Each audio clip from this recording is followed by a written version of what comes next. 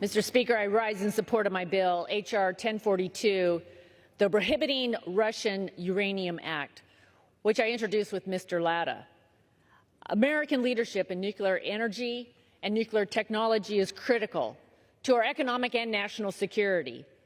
One of the most urgent security threats America faces right now is our dangerous reliance on Russia's supply of nuclear fuels for our nuclear fleet.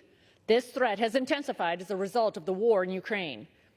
American nuclear fuel infrastructure has been stunted by policies that Russia has exploited by flooding the U.S. market with its cheaper fuel. Today, that accounts for more than 20% of our nuclear fuels for American reactors. Last year alone, our industry paid over $800 million to Russia's state-owned nuclear energy corporation, Rosatom, and its fuel subsidiaries. That number could be even higher this year, and these resources are no doubt going towards funding Putin's war efforts in Ukraine. Further, we've seen how Putin has weaponized Europe's reliance on Russian natural gas. There's no reason to believe Russia wouldn't do the same with our nuclear fuel supply if Putin saw an opportunity. Rosatom has also supported China's nuclear energy ambitions. The risk of continuing this dependence on Russia for our nuclear fuel is simply too great. It's weakening America's nuclear fuel infrastructure, which has significantly declined because of the reliance on these cheap fuels. That's why I'm leading H.R. 1042. Our bill bans fuel imports from Russia and sends a strong signal to the market that will help ensure America's nuclear leadership and fuel infrastructure. Our legislation also provides waivers to cover any supply gaps leading up to 2028, at which point no more Russian fuel will be allowed to be imported into the U.S. This both protects any short-term needs of the industry and provides the long-term certainty necessary to build out American capacity, as well as European capacity that serves our markets. H.R. 1042 has bipartisan support from the Energy and Commerce Committee. It also has the support from the nuclear industry, the nuclear fuels industry, and policy advocates. Additionally, the Biden administration has also said that a ban on Russian fuels is necessary to advance our domestic fuel build-out, including the fuels for advanced reactors. Across Europe, utility providers are starting to transition away from Russian fuels, announce new capacity, and invest in plant projects.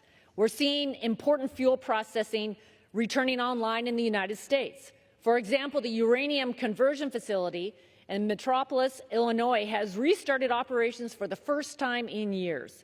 That facility alone could meet the domestic uranium conversion needs within 2 years, but only if they have assurances that cheap Russian fuel won't undercut their business. The reality is no facility owner is going to be able to invest to expand production capacity without the certainty of long-term contracts for their products. And those long-term contracts from fuel customers, the utility companies, will not be written if there remains uncertainty about Russian fuel continuing to flow into the United States, and the risk that Russia will once again be able to flood the market with cheaper products. H.R. 1042 provides those assurances to industry. American leadership in nuclear energy and nuclear technology is critical to our economic, energy, and national security, and a strong domestic nuclear fuel system, from mining to enrichment, is vital to our leadership. In the U.S. alone, nuclear energy provides nearly 20% of our electricity generation, all of which is emissions-free. Nuclear plants operate 24 hours a day, 7 days a week, 365 days a year, making them one of the most reliable, zero-carbon, baseload energy resources. H.R. 1042 will protect the short-term needs of the nuclear industry and provides the long-term certainty necessary to encourage investment and secure a durable domestic supply of fuel. I urge my colleagues to support the Prohibiting Russian Uranium Act to restore our industry and take down Russia's nuclear fuel empire. And I reserve.